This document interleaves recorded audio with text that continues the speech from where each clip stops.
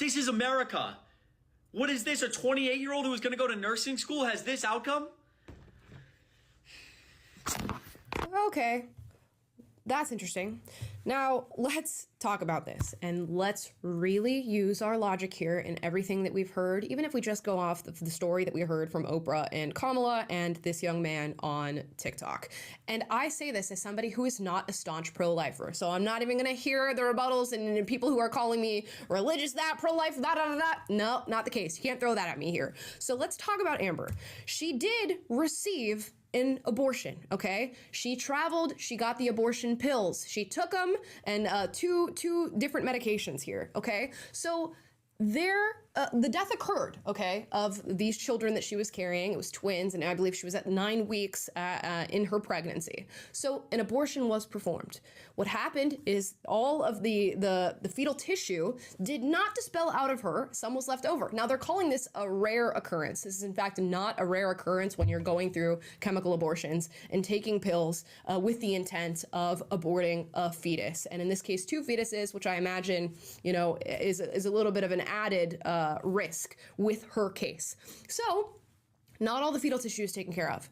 She develops an infection. Of course, infections can lead to sepsis, which can lead to organ failure, shock, all of these horrific things down the line. She heads to the hospital. The hospital checks her out, determines what is happening, schedules her for a DNC the next day, the dilation and curettage, where they will go in and not perform an abortion, as she has already taken the abortion pills. They will go in, dilate, and remove the tissue within the uterus and hopefully take care of the infection. Now, the hospital placed her on multiple antibiotics to start treating the presumed infection that she had, and as I said, scheduled her for the DNC the next day, which I think, come to find out, would have been a major mistake. They should have done the dilation and curettage as soon as possible. Now, a lot of people are saying the doctors did not perform the DNC because they were worried about the laws in Georgia. There is, in fact, no evidence to substantiate that the doctors did this because of some sort of anxiety about the law. Not a single piece of evidence. So ask yourself why people are running with the narratives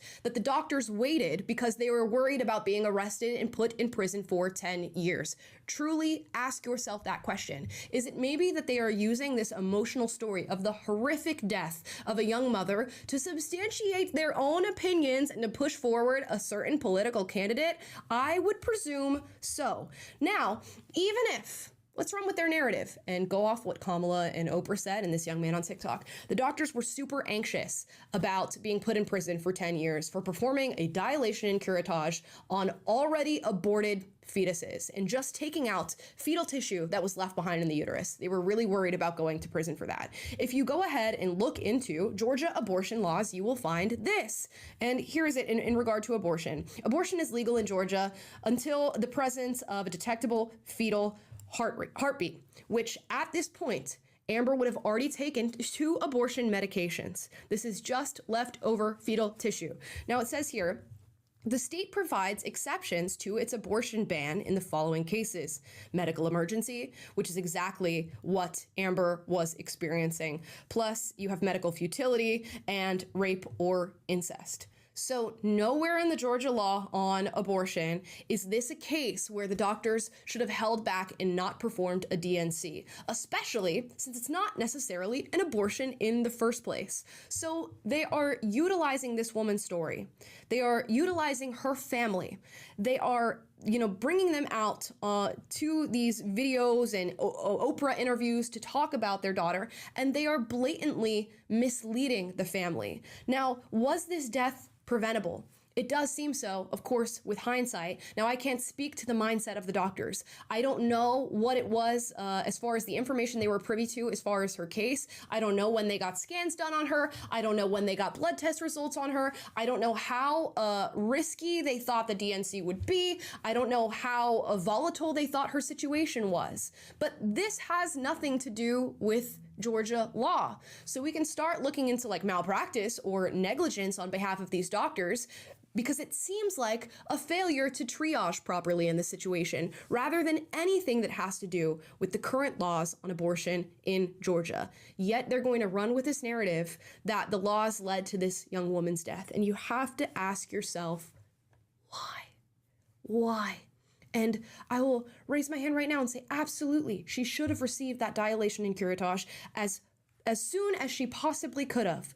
But we don't know all the information in this case. We've yet to hear from the doctors who took care of her, and yet we're running with this, and we have TikToks that are getting 3 million likes, and we have Oprah Winfrey also pushing forward and perpetuating a narrative that this was due to laws and blaming Donald Trump for the death of a 28-year-old mother. Just remember, it's not a lie if you believe it.